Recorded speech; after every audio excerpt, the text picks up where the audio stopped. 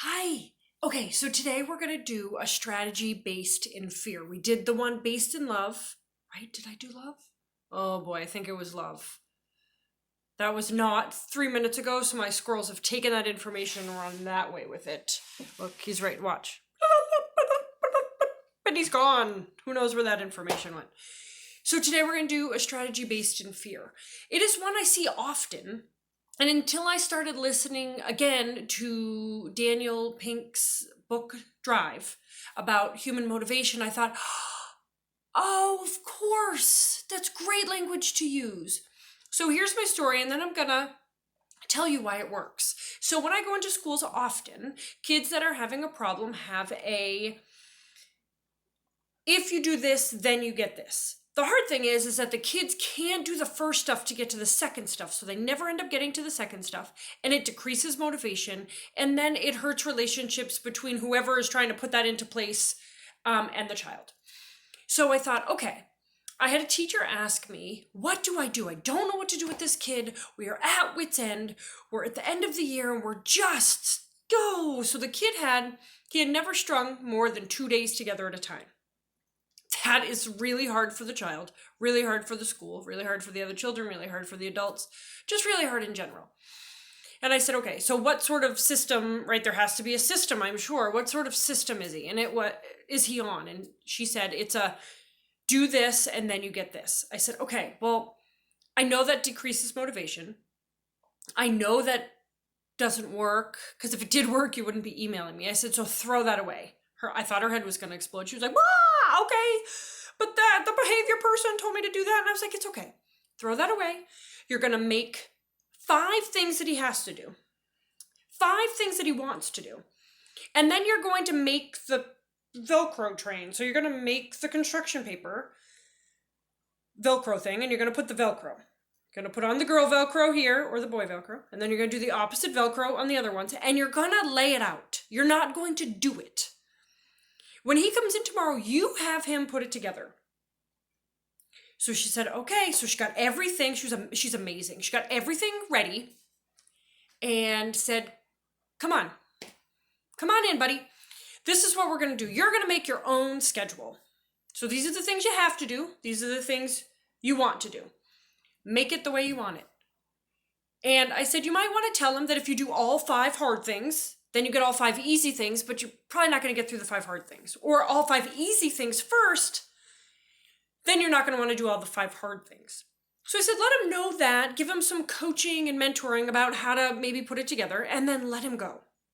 And so she went from a schedule that the adults control to a schedule he controlled, and he went from never more than 2 days together to 16 days. There were 16 days till the end of the year. He made it. I checked in every day. He made it all 16 days. She got fired on day 10 from the child. The child fired her, not from school. But she went in to check on him, and he goes, you can go work with the other hard kids. I got this. And she was like, really? Why? He said, because of my schedule. And she was like, okay. So she went and worked with the other kids. And on one of the days closer to the end, he had a little blip where he had to do math. And after math, he was going to go on the swings. That's how he made the schedule, and that was what he was going to do. He was having a really hard time with math. So he went up to the schedule, and he took math off. And he took the swings off. He switched them. He looked at her, kind of nodded. And then she nodded back. They held hands and went out and swung. She said I let him stay out there for a couple more minutes. He didn't know. But just to make sure he was really settled and really calm. And then he came in and did math.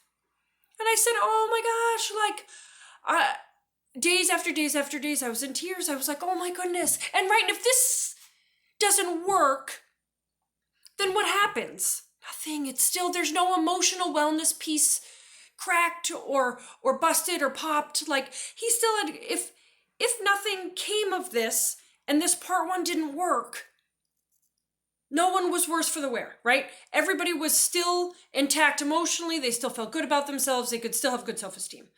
Luckily, it worked for the last 16 days of school. And I thought, okay, well, I know it works because he's intrinsically motivated now, right, to do well, where before he was extrinsically motivated, right? And if you've read Daniel Pink's book, external motivation only works for certain things, internal motivation works for most things.